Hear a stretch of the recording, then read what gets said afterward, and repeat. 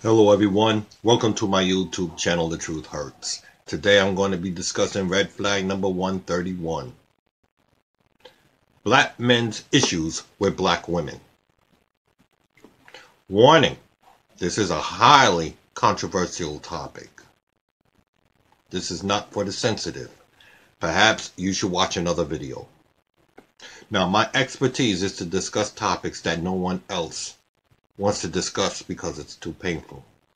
It's painful because no one wants to reflect and see the wrong they have done or are presently doing.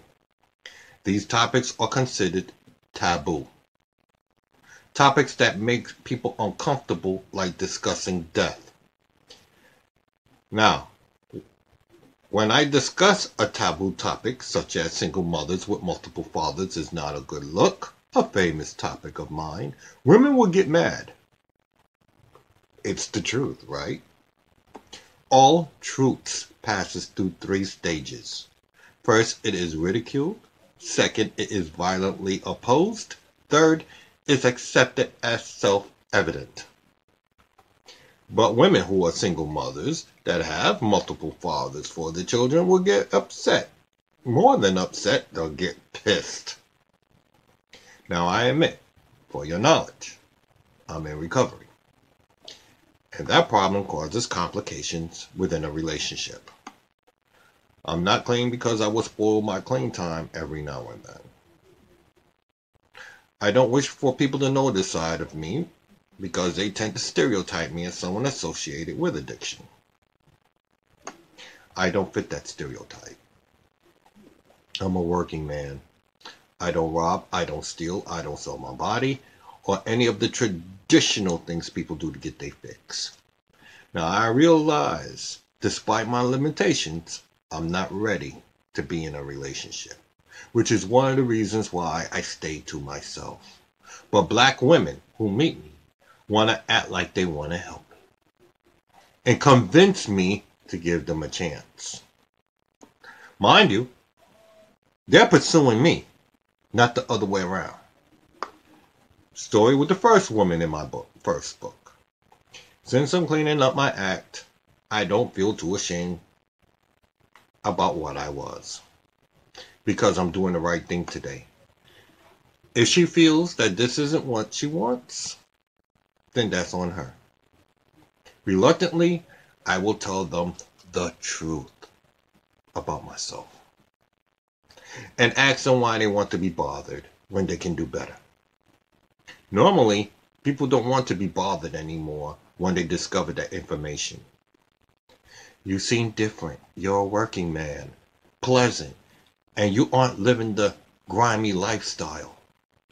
I sense that difference in you. You're totally different.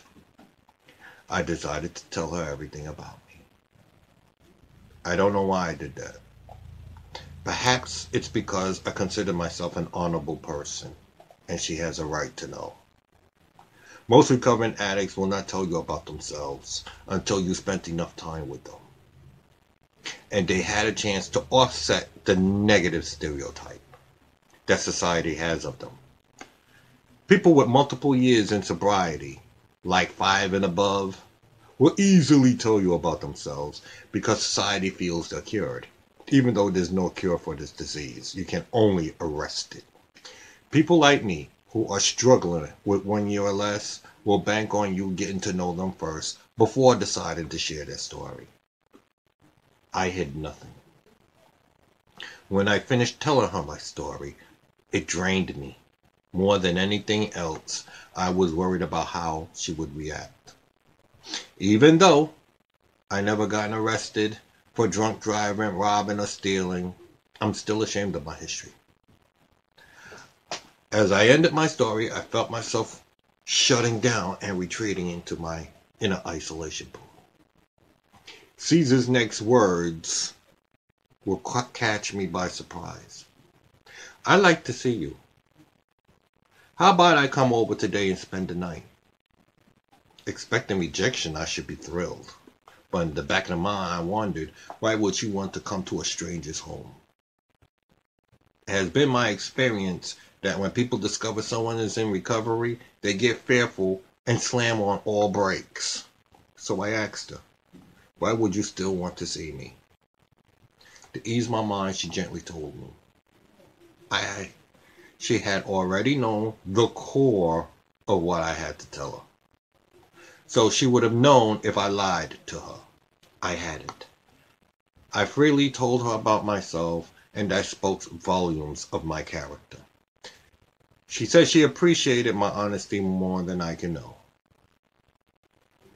What I had said had just increased her curiosity. It made her want to see for herself if I really was the man I appeared to be. And she felt safe with me. After she felt safe with me, she ghosted me.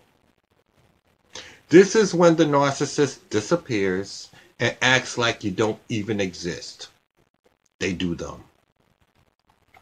This is very similar to a drug binge, where the addict disappears for days until he runs out of money to buy drugs. This is also called a run. Drugs wasn't the problem here, as you are thinking. Caesar's quote in her Dear John letter: "You didn't do anything wrong. You were the perfect, ideal gentleman." Another black woman with the same issue in the second book. "I feel totally helpless today. My mind and heart are very uncomfortable. Andrew said some things to me early this morning that has me a little confused. How can he not see that I truly love him? Do I need to put it on a billboard for him to read?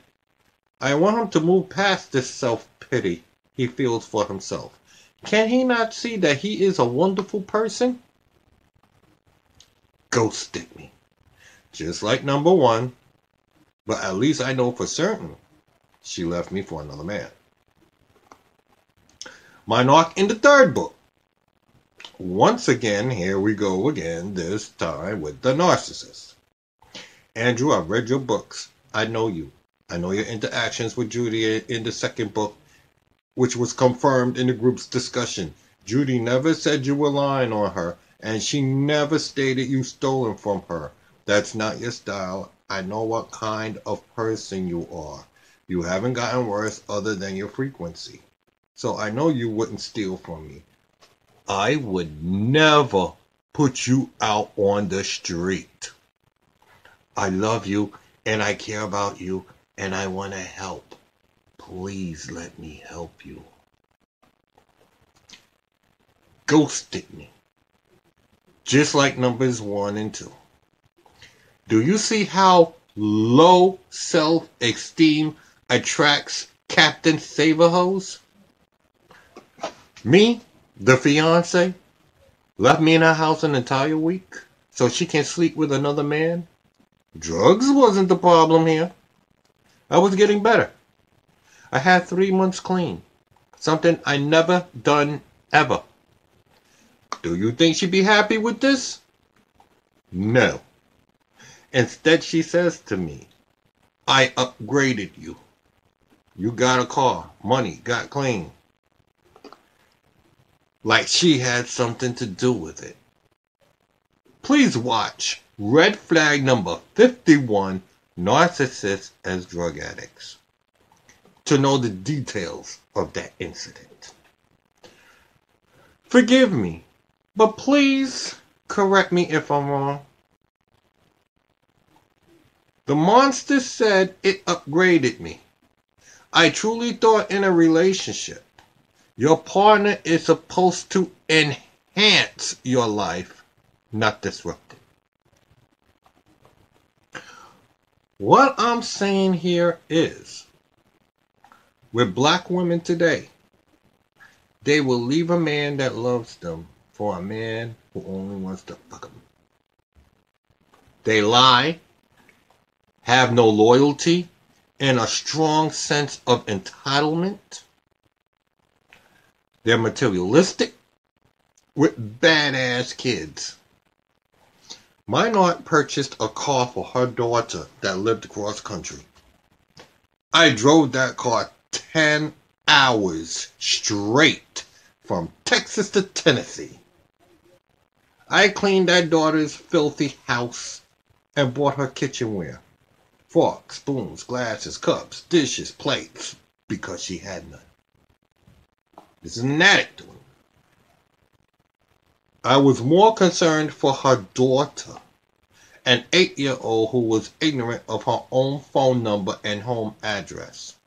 I taught that girl what she needed to know. And that was like teaching a special needs child, because anything educational, she would start crying. She only wanted to play with toys. After all this, the daughter doesn't say, "Don't do that to Andrew. Don't cheat on him." She says, "That small dent motherfucker got what he deserved." After I retaliated to what her mother did to me. Lies and manipulation and frustration is what the mother did to me. And it was all done for nothing. First time I was gone, I left quietly.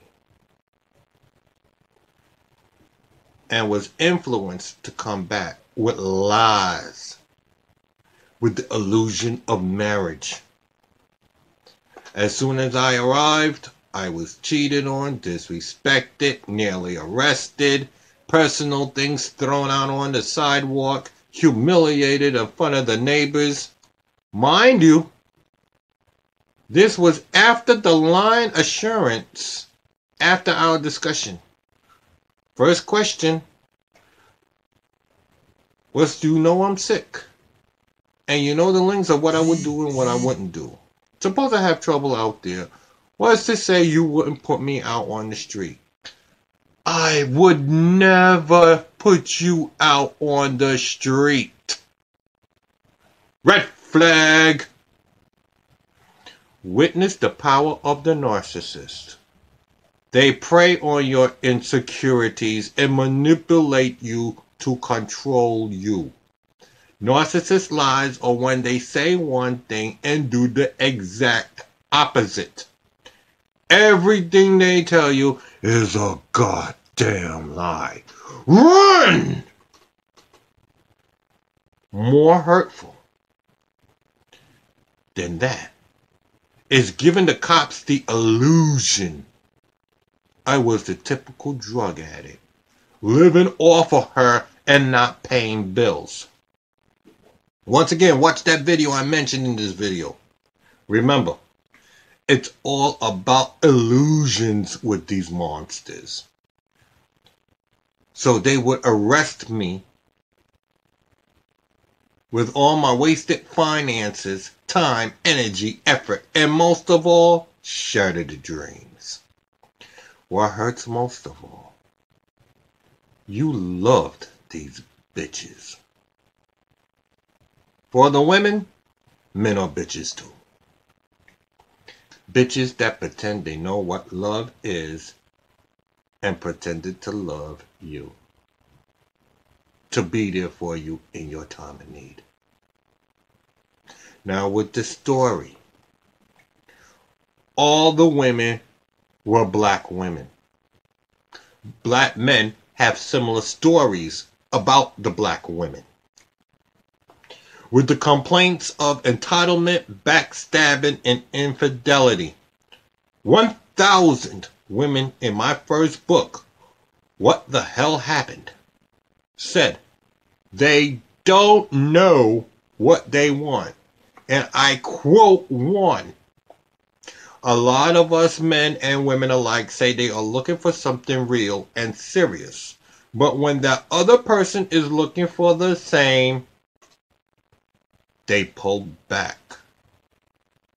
Now, when black men jump ship and want to try another culture, black women get upset. Now, here's the question.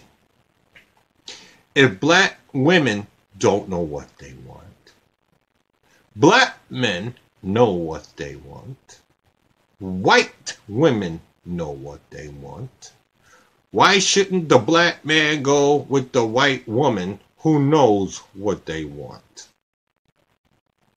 You black women don't need to get upset, not with the black man, but with the black woman that hurt black men. Because for every good black man that screwed over is one less good black man for you to date. And vice versa for the women. And vice versa for every culture. Think about it.